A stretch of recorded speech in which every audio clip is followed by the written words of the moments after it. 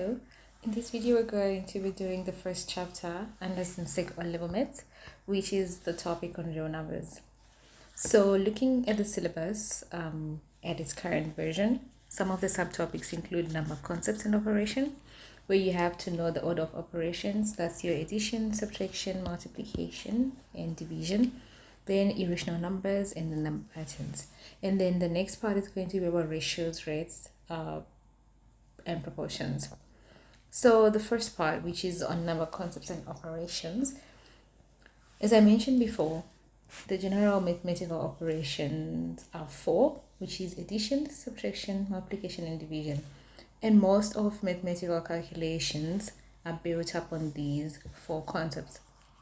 So for this part of O level, which is Form 3 and Form 4, you're expected to be knowing how to do these operations, the four operations, when dealing with whole numbers, mixed fractions, improper fractions, and decimals. So when we talk of fractions, when we look at fractions, so you can have a proper fraction, like 3/4, 3/4. You can have a mixed fraction, which is a whole number and a fraction, like 1/2. Or you can have an improper fraction where the numerator, which is the number which is on top of the division line, is bigger than the denominator. For example, if you have 21 over, let's say, 5, right? So that's fractions. And if you're dealing with decimals, so that's your 3.5, 2.3, or something like 3.5667, right? So that's mostly the decimals and the fractions. And another factor that you also have to know with the mathematical operation is how to follow the order. So the order of operations. So the general rule is that you start with multiplication and division before addition and subtraction. That is if you do not have brackets, right? So if there are no brackets to demarcate what you're supposed to start with. So this is if and only if there are no brackets, which can help to guide you as to what to start with or what to end with. So going to the order of operations, like I said, multiplication or division before addition and subtraction. So sometimes the acronym that can be used to remember that is BOMDAS or BODMAS, which is just brackets of multiplication and division before addition and subtraction. So let's do an example where we have decimal numbers being added, 1.4 plus 0.04. So for this, there are many ways of doing this operation, but let's say for paper 1, ZIMSEC Mathematics, you're not allowed a calculator. So then it is easier to put it in abacus format to understand better how to add the two. So for this, we have 1.4 plus 0.04. So take note about which decimal place the number goes to. So 1.4 is the same as saying 1.40 because that means there are a number of zeros after the 4, which you can add to make sure that they have the same decimal places after the comma between the numbers that you're adding. Makes it easier to track and make sure what you're adding. So 0 plus 4, that's going to be 4. 4 plus 0, that's 4. 1 plus 0, that's going to be 1. So that means 1.4 plus 0.04 is equal to 1.44. And then the next one, we have a case of mixed fractions.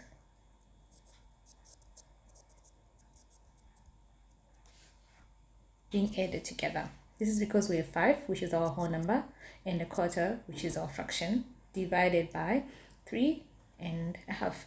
So the first thing that you have to do when you're dealing with mixed fractions for most of the operations, so with mixed fraction, always convert them to improper fractions.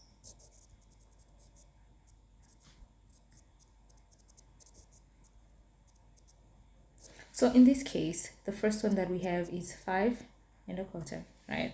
So converting this to an improper fraction is we multiply the denominator, which is 4, by the whole number, which is 5.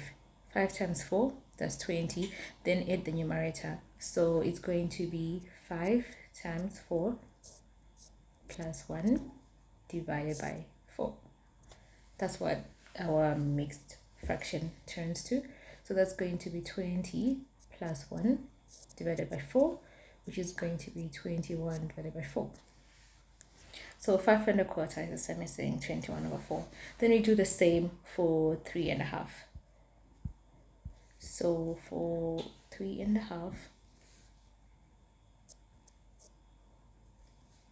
is equal to, so doing the same operation, multiply the denominator by the whole number and then add the numerator. So it's going to be 2 times 3 plus 1 divided by the denominator remains the same. So now that's going to be 2 times 3, 6 plus 1 is 7 over 2, right? So now we have 21/4 divided by 7/2, right? That's the new. When we take both of these, that means that we had 5 1/4 divided by 3 1/2, which is equivalent to 21/4 divided by 7/2.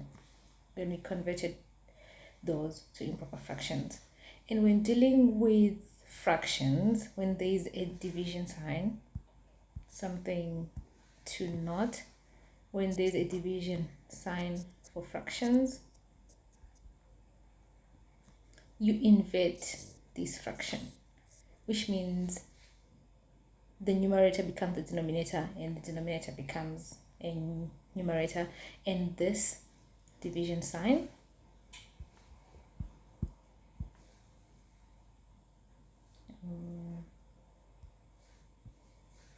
the division sign turns into a multiplication sign. So first we write the first number as is, the first fraction, 21/4, and then the division sign becomes a multiplication sign, and then we invert the second fraction. So that's going to be times 2/7. And then now we know that 2 is a factor, is divisible into 4, and 7 is divisible into 21. So 2 into 2, 1. 2 into 4, that's 2. 7 into 7, 1. 7 into 21, that's 3. That's us further simplifying it such that we end up having 3/2, right? But this is an improper fraction which we can turn into a mixed fraction. Then 2 into 3, that's 1 remainder, 1/2, and that's our answer. So that's how you deal with the mixed fractions division, and remembering to always convert to improper fractions, and then following the order of saying when you're dividing fractions, the division sign changes into multiplication sign, and then you invert the second fraction. And now the next question is 6.3 times 1.1. Again, we are dealing with multiplication of decimals in this case. So it differs with different approaches, but one of the approaches that you can give a try is writing them down in abacus form, like I mentioned, and then multiplying first by 1. So when we look at 1.1, right, we know that this 1 is a whole number, and then 0.1 is the first decimal, right? So this is the same as saying 1 plus 0.1, right? Just as something to note that. So this is going to come in handy in that at first we're multiplying 6.3 by 1, right? So 1 by 1 times 3, that's 3. 1 times 6, that's 6. And then we note that there was only one decimal. Then we put it there. And then the next one, we say the 0.1, 1 times 3, that's 3. 1 times 6, that's 6. But because we have two decimals, the one that's here and the one that's here, that means that we're going to move our decimal 1, 2. So our decimal is going to go right there. And then we add them up. So now it becomes 0 plus 3, 3, 3 plus 6, that's 9. Sorry, that's 3, that's 9. 6 plus 0, that's 6, which is equal to 6.93. And that's how you get it. But there are different approaches and different methods for how people multiply decimals in this format. So this is one of the ways. You can also look into other methods. And then the next question, example D, exercise D, we are subtracting fractions. So we have 2 over 3 minus 3 over 4. When adding, so the general rule is that when adding or subtracting,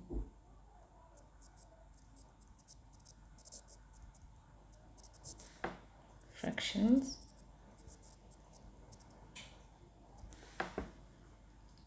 convert them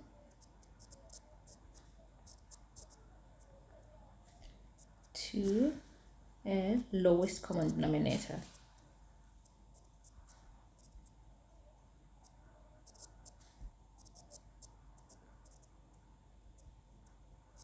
It could be two fractions, lowest common denominator.